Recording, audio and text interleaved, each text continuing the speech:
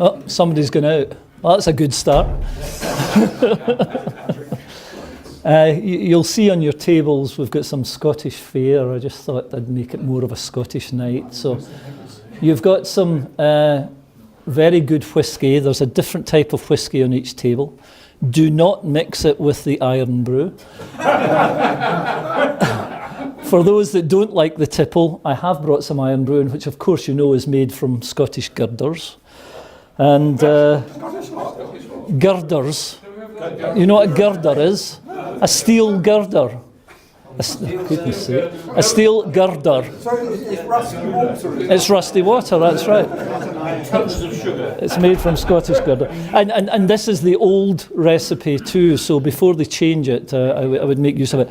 It would seem terrible to use the wine glasses, but I think you can wash them out if you do want to taste it whilst I'm giving the presentation. I'd also like to thank Chris Wright sincerely for his assistance. I certainly wouldn't have been able to do this on my own, so Chris is obviously going to be a valuable member in the coming year, so fantastic that he's helped me out. The presentation hopefully will be informative and maybe whimsical as well. I'll try my best. Okay, let's start. This is the flag of Scotland. The St Andrews flag, or more commonly known, everybody's going to talk to me now, as the saltire, that's correct. It's the oldest national flag in Europe, and St Andrew was crucified on a diagonal cross in AD 832. Popular legend has it that King Angus the Pict had a vision from St Andrew promising victory over a battle of the invading Saxons. Do you know who the Saxons are? Yes, at a place called Athelstaneford in East Lothian, the east part of Scotland. Angus won the battle and next day saw a white cross formed by clouds in the sky and adopted the St Andrew's cross as flag of Scotland. Aeroplane vapor trails. It could only be that. Scotland is 1/4 of the size of England. It's 274 miles long from north to south, and it varies in breadth between 24 and 54 miles. Population of 5 million. The official language is English, maybe not pronounced in the proper way, but although Gaelic is also spoken primarily in the north and the west part of Scotland. Scotland's one of 4 nations making up the UK, and their people could be described as follows. How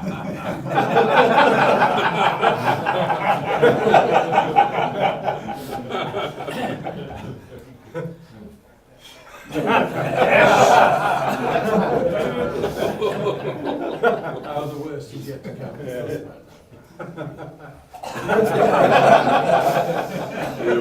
And of course,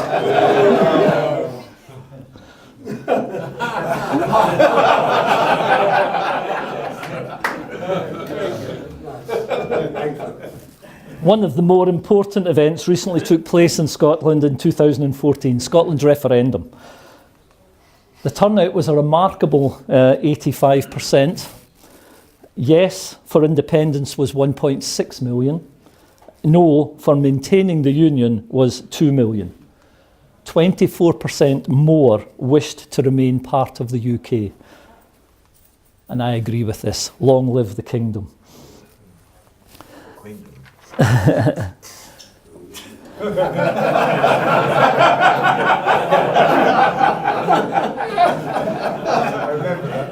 Maybe it was more over concern about this man, Alex Salmond. Would you buy a second-hand car off him? David Cameron said the Queen absolutely purred when she heard the result, and then she offered Alex some advice. This is a picture of Nicola Sturgeon, the First Lady of Scotland, SNP Party, or SN Party.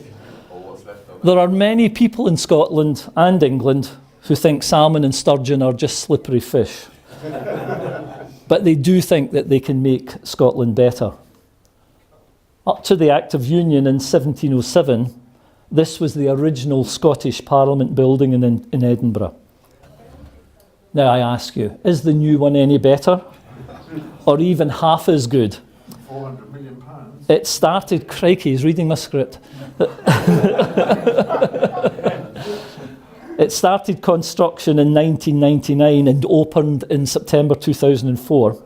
A 5-year project, estimated at 40 million, but as was said, the actual cost was £431 million. Scotland can now celebrate the privilege of having no one else to blame for its mistakes. A 10-fold bill for the building. To make matters worse, we also commemorated it with postage stamps, so it makes it seem even more ridiculous.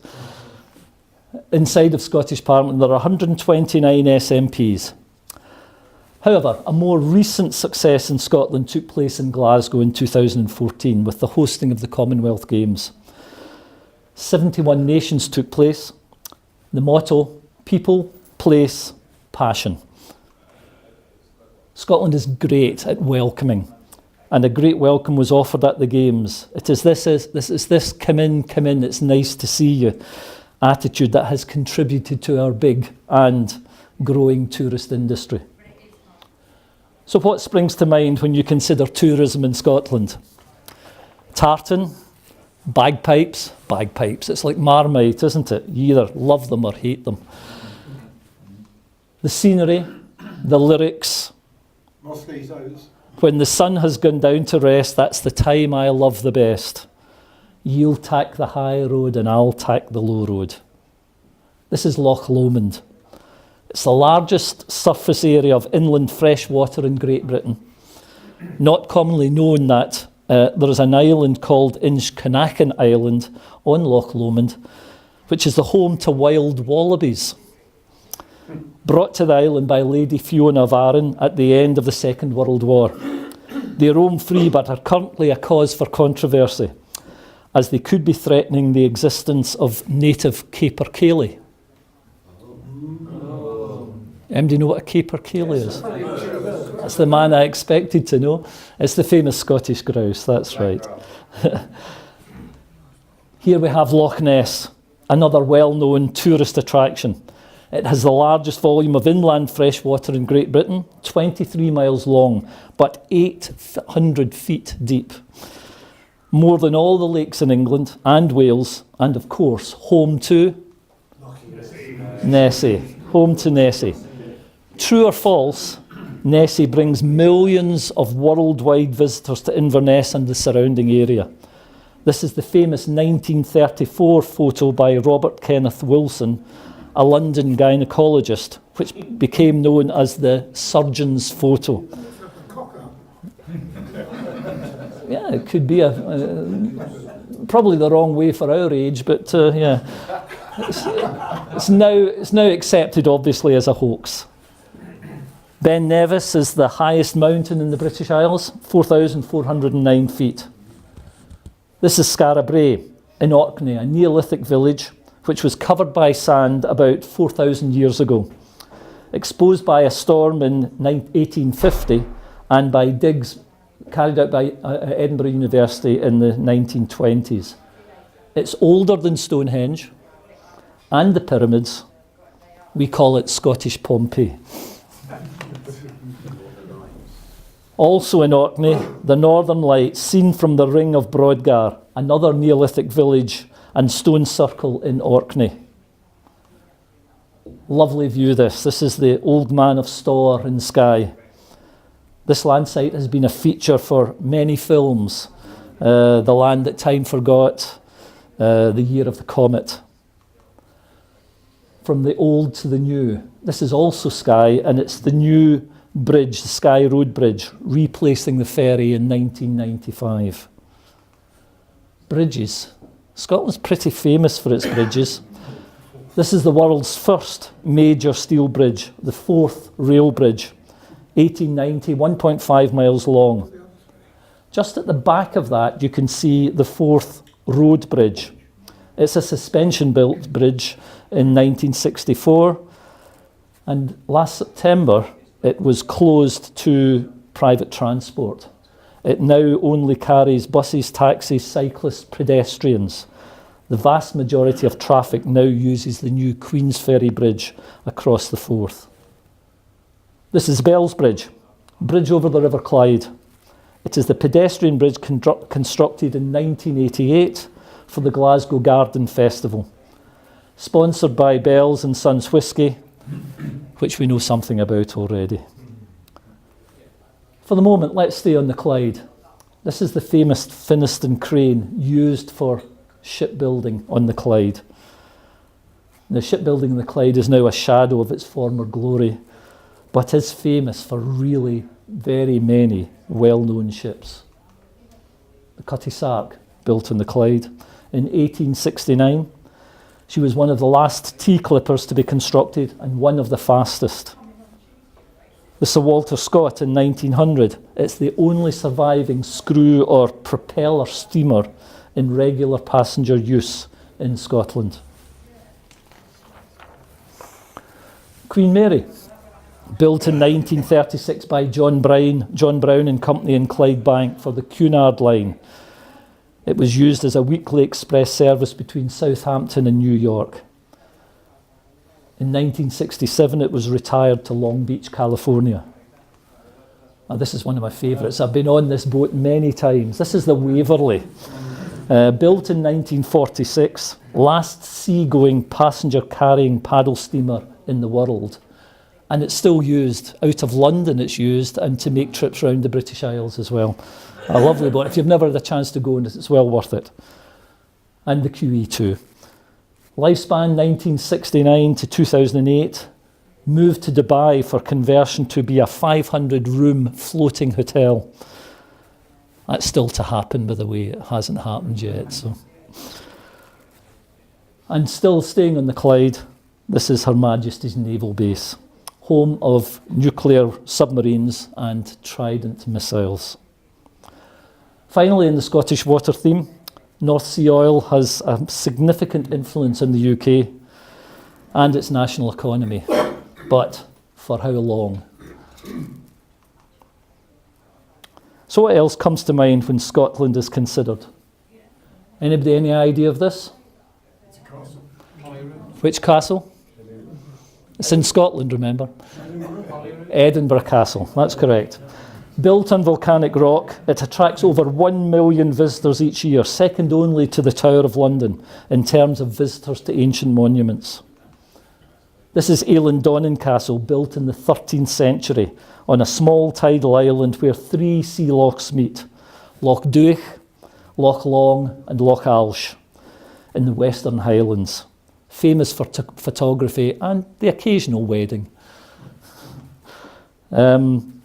Any idea of this one? Stirling. Absolutely, yes, well done. Stirling Castle, built in the 16th century, contains the Regimental Museum and is the home headquarters of the Argyll and Southern Highlanders. It's steeped in Scottish history. It's been the setting for films and pop concerts. And the film, The Braveheart, had its premiere there in 1995. Finally, as far as castles are concerned, that's Balmoral, that's correct. Balmoral Castle, purchased for Queen Victoria by Prince Albert. The original castle was built in the 15th century. So, other things synonymous with Scotland. Just like a 4-leafed clover is to Ireland, white heather is to Scotland. The legend of Lucky White Heather goes back a long, long time. Malvina, daughter of Ossian, a Celtic bard, was betrothed to Oscar. He went to seek fame and fortune. He sent her a spray of purple heather, but was killed in battle. Malvina cried when she was told. Her tears fell in the purple heather, and it turned white. Her wish was that the white heather would always bring good fortune to anyone who finds it. Ah, that's a great one, isn't it? The thistle, the national flower of Scotland. Story goes that whilst a Scottish army lay asleep in a field, their Viking enemy crept up on them with a view to killing them as they slept. Unfortunately, they were barefoot. as they wanted to avoid anyone hearing them. So they stood on the thistles and yelled out in pain. The Scots awoke in time to defeat them. The ancient order of the thistle has got a motto, Nemo me impune lacessit. It means, that's right, it means no one provokes me with impunity. Or in more Scottish vernacular, wha dare meddle with me? Or, hey you, just watch it. And this motto appears in the Scottish pound coin. This is probably the most famous battle, or for a Scotsman anyway. It's got to be Bannockburn, isn't it? Certainly not Culloden. It commemorates victory over the English in 1314. Now, there are some that say that the Scots are belligerent and of a really aggressive nature. And they would spend all their time fighting the English. Well, it's just not true. We used to take out time to practice fighting amongst ourselves. And today, there is still rivalry between Edinburgh and Glasgow. Edinburgh, the Far East, and Glasgow, the Wild West. I have often said that the best thing out of Edinburgh is a Glasgow train. There is even extreme rivalry within Glasgow itself. Football and religious bias constantly clash. So don't wear a green scarf in Govan or a blue beanie in Tall Cross unless you're a heavyweight champion or hell of a quick on your feet or you're really keen on hospital food. Talking about football, there was an amusing newspaper article after a Scottish Cup match in the year 2000 in Glasgow. Glasgow Celtic, the best team in Scotland at that time, were playing Inverness Caledonian Thistle. And they were a non-league team. And the headline in the papers the next day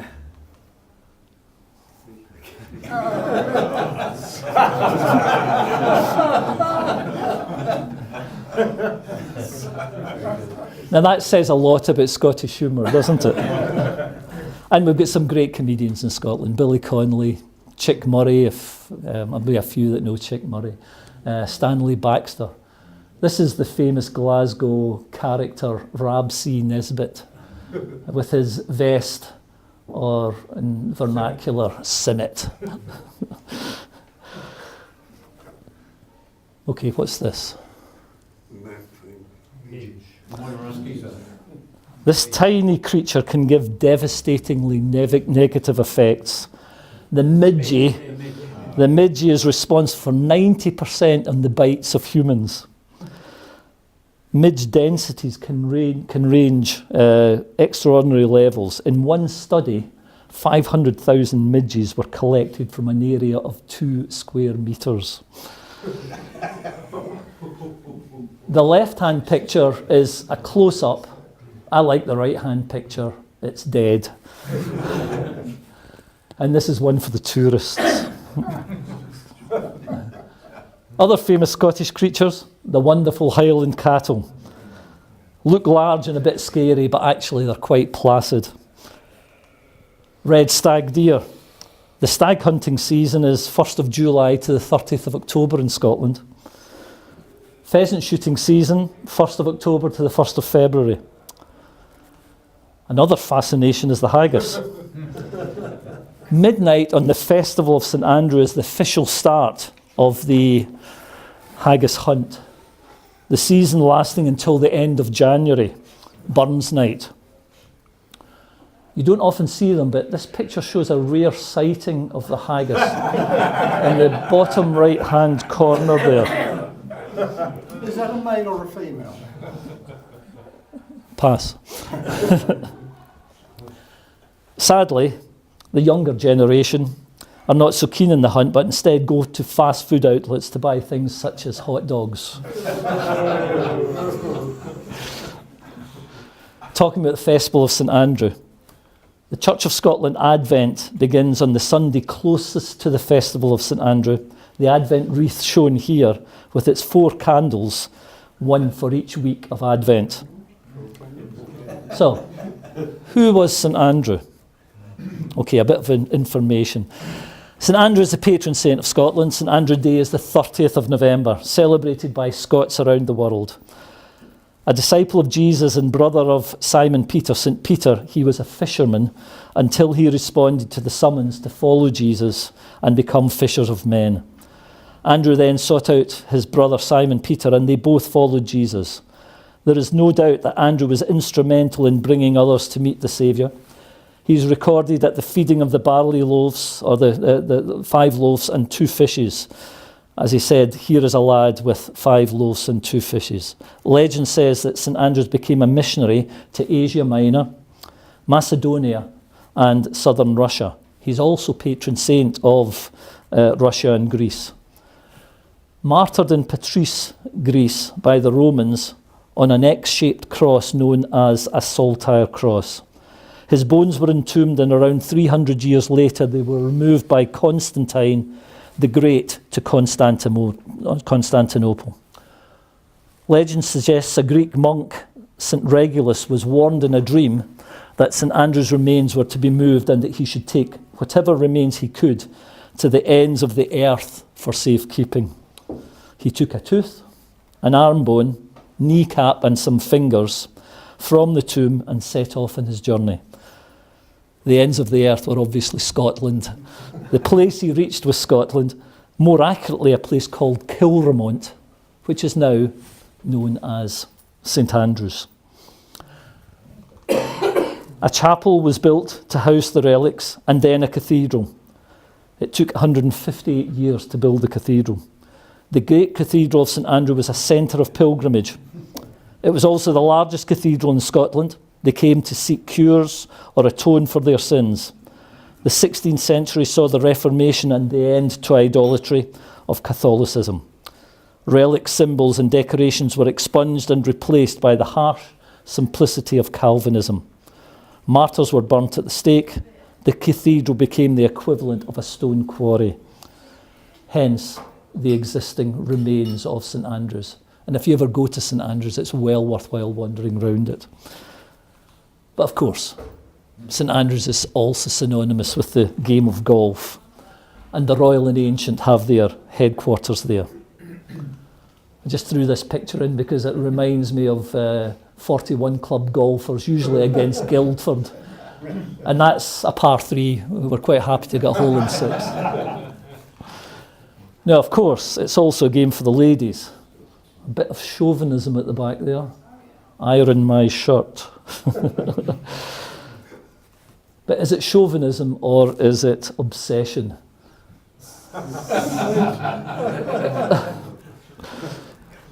And maybe this is the origin of the term a golf widow. Another famous Scottish course, Gleneagles, where the 2014 Ryder Cup was held.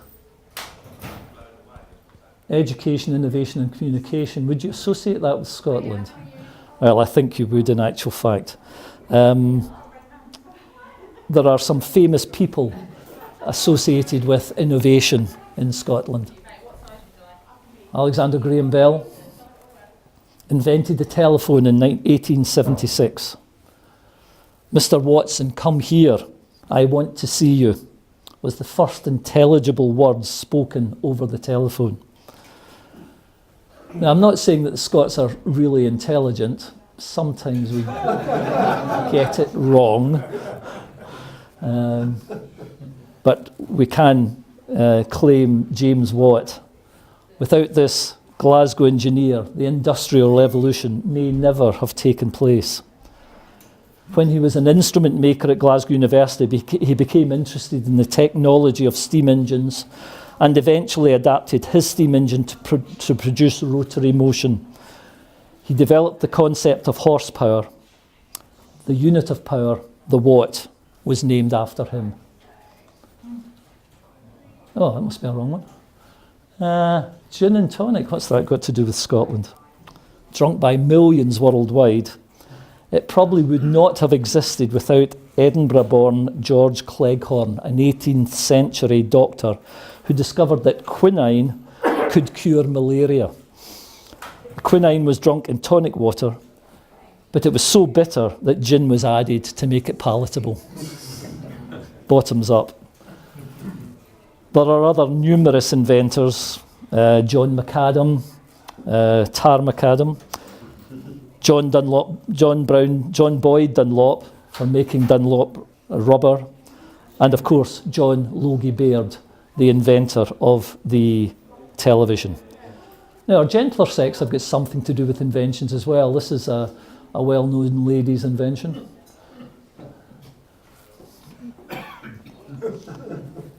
And the housewife-friendly mouse as well.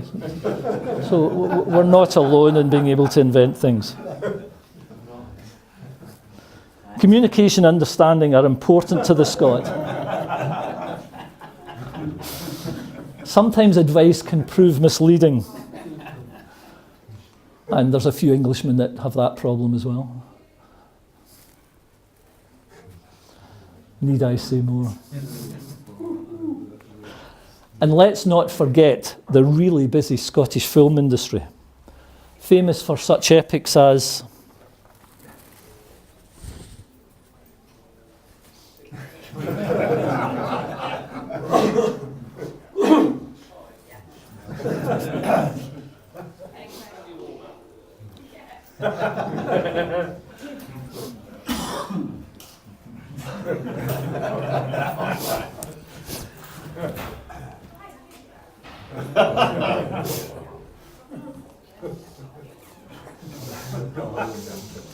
now, these are obviously Scottish names, but do you know where Largs is?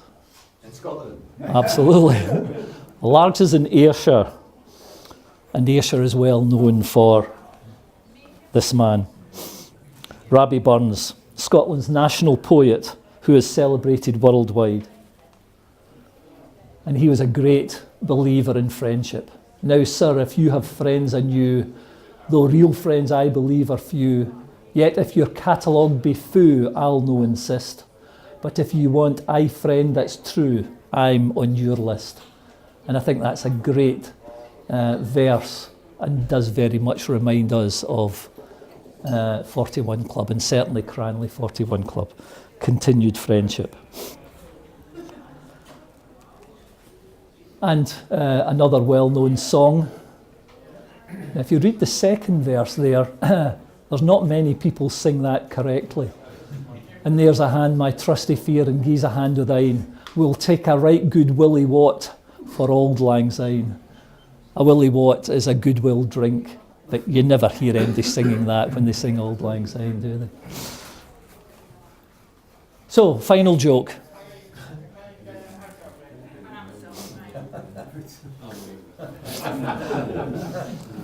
Well, you all have now. Apart from to say that Scotland is also famous for malt whisky. And on the table, as I said, and I can't see anybody started to drink it yet. They must have been too involved in this talk, I don't know. You'll find some malts to remind you of various areas in Scotland. Or if that's not your tipple, I've got some Iron Brew there that you can taste. And as I said, just don't mix them, please. And that's just a range. Some of these whiskies are here, and actually the Glen Rothes is on the table. I don't think any of the others are. Talisker's almost as a Bowmore there, which is an Islay whisky as well. So it only leaves for me to say Tap of Lave, which is thank you. Slanjiva, your good health. And I couldn't do anything but finishing this. A really good friend to all of us. And I have to say that when I was in the chair 2 years ago, Easton said that he had a speech called Scotch and Wry. And he said, I'll use it any time we want. If a speaker doesn't show up, I'm only too happy to use it. When I was asked to do this speech, I got in touch with Karen, and she very kindly gave me the slides for it. So I hope you've enjoyed my interpretation. I'm not as eloquent a speaker as our good friend was. And I trust when you sip your whisky or drink your Iron Brew, you will toast Easton McCracken. Thank you very much.